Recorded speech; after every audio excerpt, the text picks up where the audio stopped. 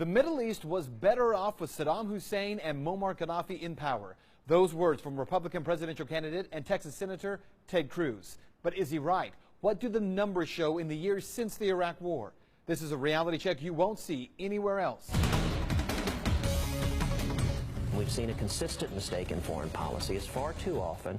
We've seen Democrats and a lot of establishment Republicans in Washington get involved in toppling Middle Eastern governments. Right. And it ends up benefiting the bad guys. It ends up handing them over to radical Islamic terror. That was Texas Senator Ted Cruz on MSNBC's Morning Joe. The senator explaining how he believes American intervention since the start of the Iraq War has led from one disaster to another.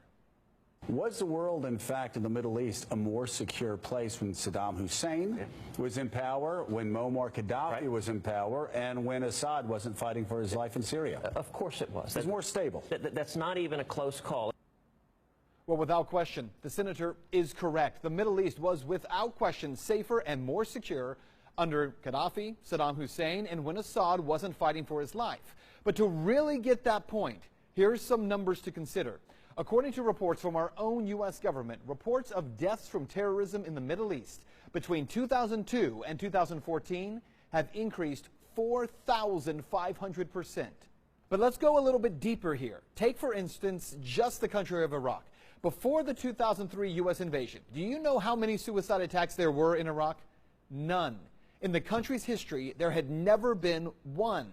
But since the 2003 invasion, there have been 1,892. In Iraq, prior to the start of the Iraq War, there were reportedly just over 1.5 million Christians living in that country. 1.5 million. And yet, shortly after the war started, over 1 million of them fled to Syria. That didn't work out well there, certainly. And today, fewer than 500,000 Christians remain and yet are being exterminated by groups like ISIS. And what about Afghanistan? Just last year alone, insurgents killed 2,643 civilians, the highest number since the UN began keeping records. How about Pakistan?